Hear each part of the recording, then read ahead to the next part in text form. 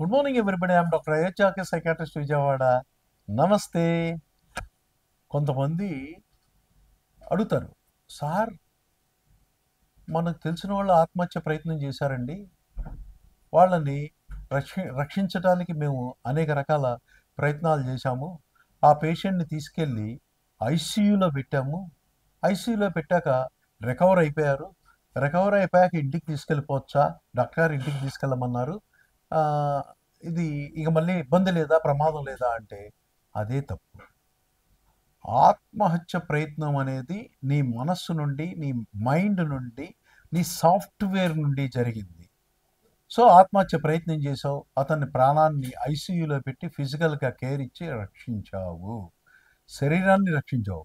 మళ్ళీ ఇంటికి తీసుకెళ్ళాక రాబోయే 6 మాసాల లోపల డేంజరస్ జోన్ అంటాం. తిరిగి అతను ఆత్మహత్య ప్రయత్నం చేయడన్న నమ్మకం ఉందా? ఆత్మహత్య ప్రయత్నం చేసి చనిపోవడన్న గ్యారంటీ ఉందా? అసలు ఎందుకు ఆత్మహత్య ప్రయత్నం చేశాడు? అతను ఆత్మహత్య ప్రయత్నానికి కారణం మానసికమైన వేదన, ఆర్థికమైన ఇబ్బంది, కుటుంబ సమస్యల, మానసికమైన జబ్బ?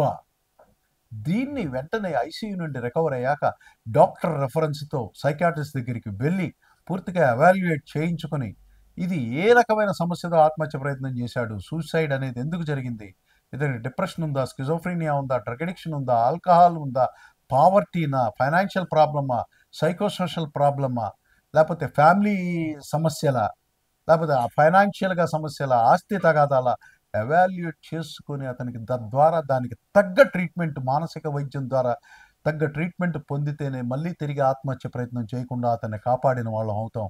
అంతేగాని ఆత్మహత్య ప్రయత్నం నుండి బాగు చేసాం, ఐసీయూలో పెట్టాం, బాగైంది, పంపించేయండి, ఇది కరెక్ట్ కాదు.